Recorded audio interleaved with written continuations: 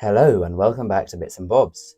In today's video we're going to look at how long each monarch featured on our coins. We will begin with the coins of King William I or William the Conqueror and go right up to present day.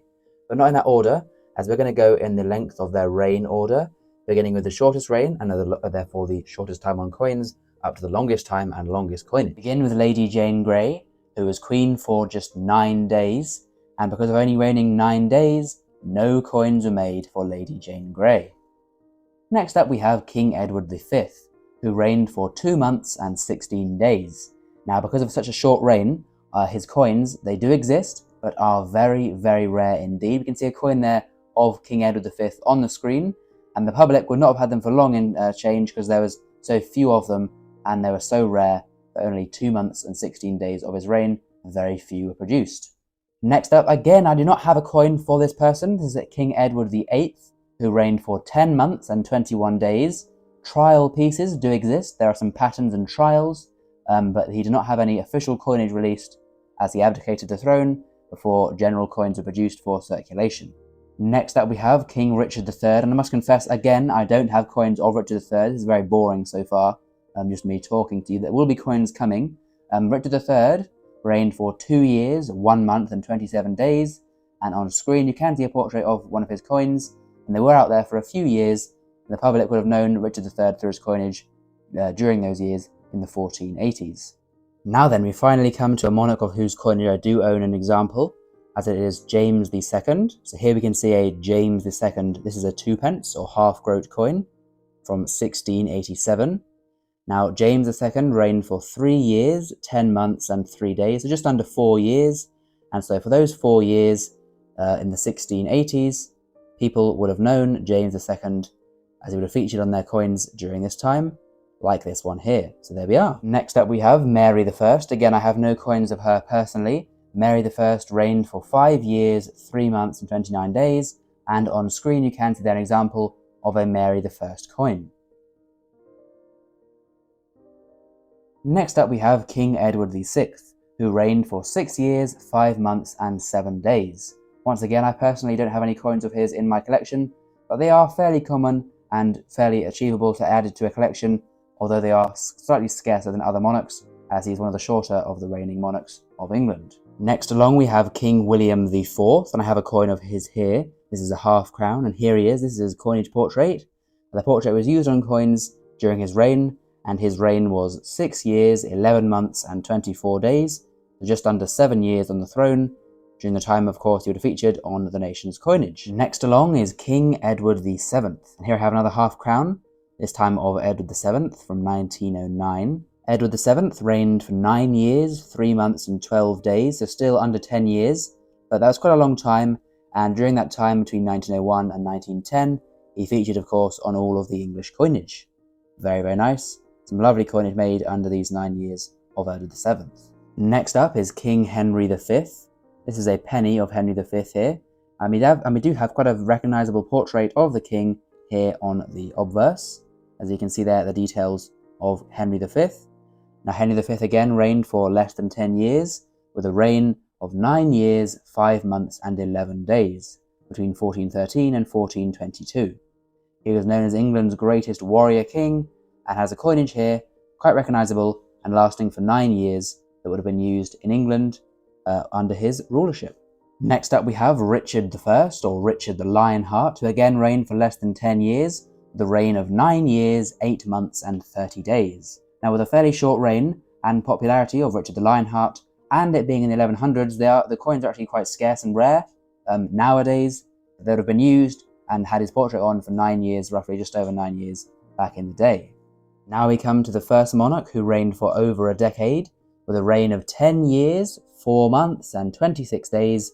We have King George IV, and here he is on a lovely 1821 crown. Now George IV reigned for, like I say, over 10 years, and for that decade of prosperity in England, this coin and others of his portrait would have been used. Getting to slightly longer reigns now, we come to Queen Anne. Now Queen Anne ruled England and of course then the United Kingdom, as she made the UK, but she ruled for 12 years, 4 months and 24 days. So quite a big reign there, a decent chunk over a decade. Of course, the master of the mint back then was Isaac Newton, Sir Isaac Newton, who made these coins for that 12-year period featuring Queen Anne on the obverse of the coins for those 12 years. Succeeding Queen Anne and ruling for almost the same length of time, we have King George I, as he reigned for 12 years, 10 months and 9 days, so again around 12 years on the throne and around 12 years of coinage being produced with the moniker and picture of George I for the nation and the public to use during that 12-year period. Next up we have King William II, who reigned from 1087 to 1100 with a reign of 12 years, 10 months and 22 days. So his coins are very, very rare. Here's one on screen for you to see that it exists, and they were made for around 12 years, but today, almost 1,000 years later, very rare, and I do not have one in my collection. One William to another, we now have William III. William III reigned for 13 years and 21 days, so just over 13 years, and of course part of his reign at the beginning was a co-reign with Mary II, his wife Mary, and that they had at that time a double portrait on the coins, but this is just William III on his own for those 13 years. Next up we have King Henry IV. I don't have a coin myself of Henry IV, but he reigned for 13 years, 5 months and 18 days, so a reign that's got a decent amount of time behind it, and for well over a decade the Royal Mint would have been producing Henry IV coins. Next up we have King George VI, who we can see here on this coin. This is a crown of 1951. George VI reigned for 15 years, 1 month and 25 days. So 1.5 decades of coin production at the Royal Mint would have featured George VI on the obverse of those coins. Very, very cool. Next up we have King John. And King John reigned for 17 years, 6 months and 13 days. So getting closer now to a 20-year reign. So quite a long bit of time for these coins and for the person's reign. So the King John coins, like we can see here, would have been minted for around 17 years at the Royal Mint, bearing his effigy and his portrait there on the obverse. Next up we have King Stephen, who reigned for 18 years, 10 months and 3 days. But as he reigned in the early 1100s, the coins are very rare, and as they were actually quite low quality in Stephen's reign, very few have survived in relation to monarchs such as Henry II, who succeeded him of a similar era, but they are much more easy to find than Stephen coins, as they are low quality, as you can see from the picture on screen. But they were made for 18 years and 10 months and 3 days, so back in the day, I'd imagine they'd be quite common. Now we come to our first of the monarchs that reigned for over 20 years. This is King Edward II, who reigned for 20 years, 2 months and 14 days. So a good long reign there, over 2 decades on the English throne, and therefore over 2 decades of coinage produced from the Royal Mint bearing his portrait and wording there Edward, of course, for Edward II. A lovely coin, and one that's fairly a bit more common now, as the general rule, of course, with coins is the longer the reign, the more common the coin is, as there have been more produced during a longer reign. There we are. Next up we have William I, or William the Conqueror. Now he reigned for 20 years, 8 months and 14 days, so similar length of reign, just over 20 years. Now his coinage is very, very collectible, as it is in part 1,000 years old, and also, of course, as he's a very much favoured and famous monarch among historians and collectors. They're very popular coins, very expensive coins, so I don't have one to show you, but they did exist and they were being made for 20 years, 8 months and 14 days during his reign. Next up we have Edward IV, who reigned for 21 years, 5 months and 18 days, and I do have a coin of him. I'll get it out to try and show you, because it's not the best example. That's the problem for this video. So on screen there is a proper good-looking Edward IV coin, one that would have been, they would have all looked brand new, of course, in Edward IV's reign as they're being produced. But we have here a coin of Edward IV. You can just about see the portrait there. If I try and zoom in and focus maybe, you can kind of see his portrait. Not very good at all. But those coins featuring this portrait would have been made during his reign of 21 years, 5 months and 8 days, or 18 days, I do apologise. Next up we come to King James I, who reigned for 22 years and 3 days, just over 22 years on the English throne. Now there's no excuse on my end, I do not have a James I coin, and they're not very rare at all, so that's I should really definitely have a James I coin, and I will look to do so in future times, as it was a long reign and available coinage today and still for collectors.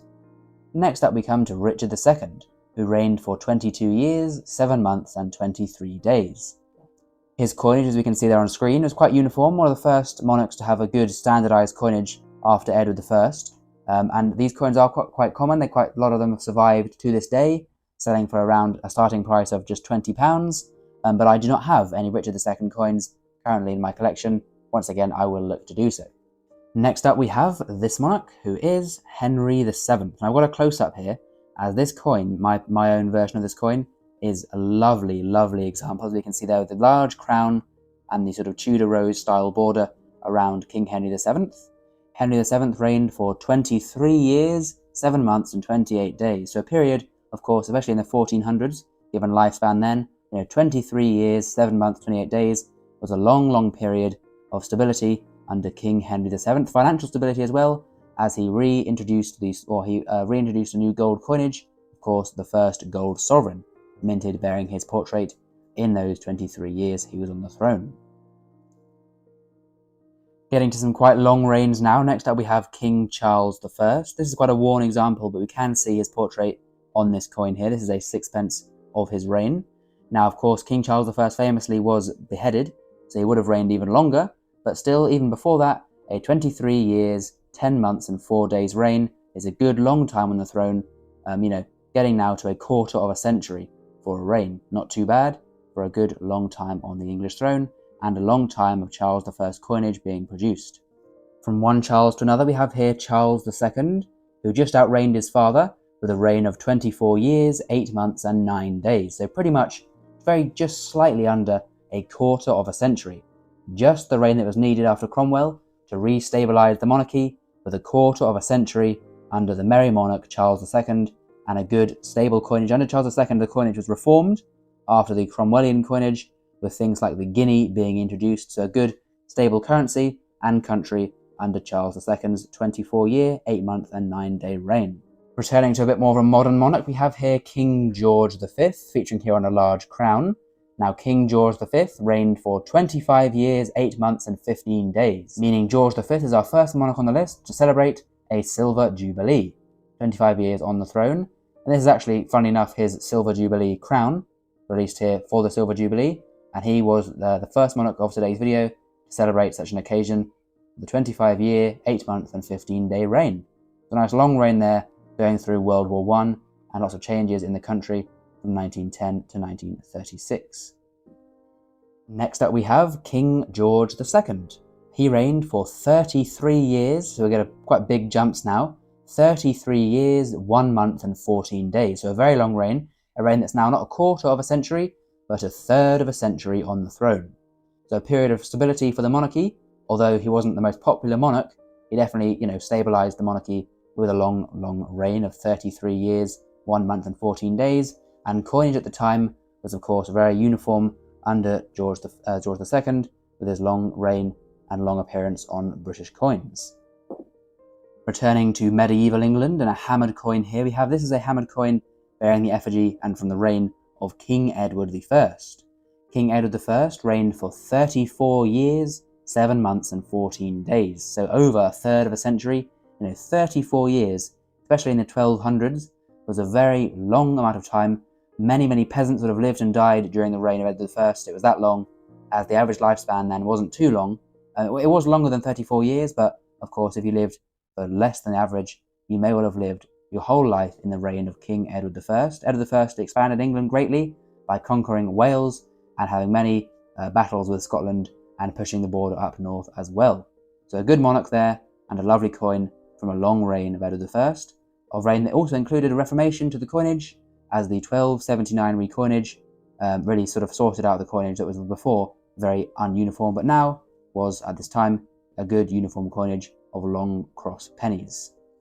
Slightly outreigning Edward I is King Henry II. Now, I do have a halfpenny of Henry II. It's not, it's a halfpenny, so it's cut. As I say, Edward I introduced actual halfpennies with a long cross coinage, but these are short cross coins, meaning the portrait of these coins would be sort of decimated, so we can't really see the king here. But these coins, featuring the King Henry II's portrait, would have been made for 34 years, 8 months and 11 days. So almost 35 years on the throne, a very, very long reign, and of course, a very long time on the English coinage. Next up we have King Henry I. Henry I reigned for 35 years, 3 months and 28 days. As you can see by the picture on screen, I do not have a coin of his reign. They are quite valuable due to the age of them, and also due to the very, very poor quality, arguably worse quality than Stephen.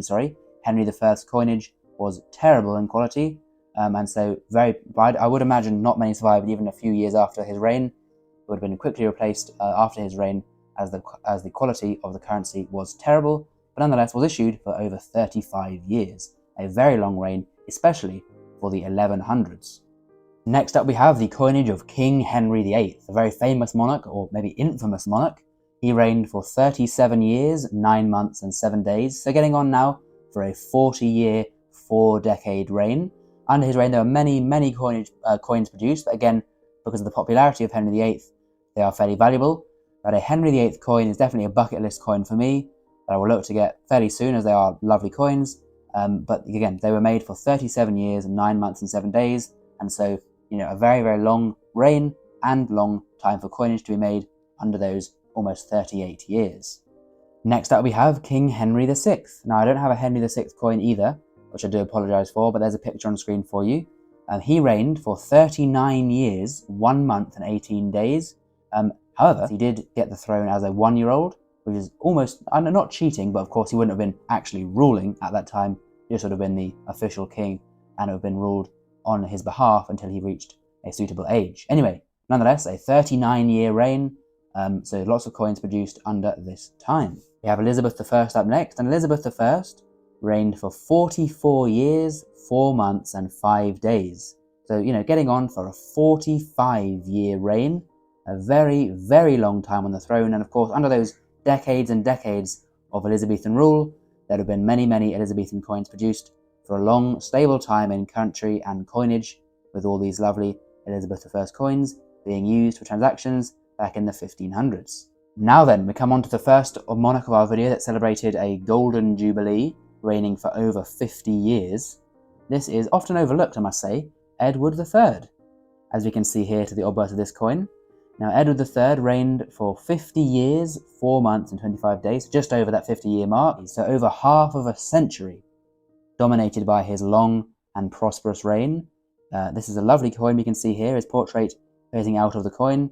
And Edward III was an amazing warrior in battle, and basically spent his 50-year reign fighting and conquering and prospering the nation under his long reign.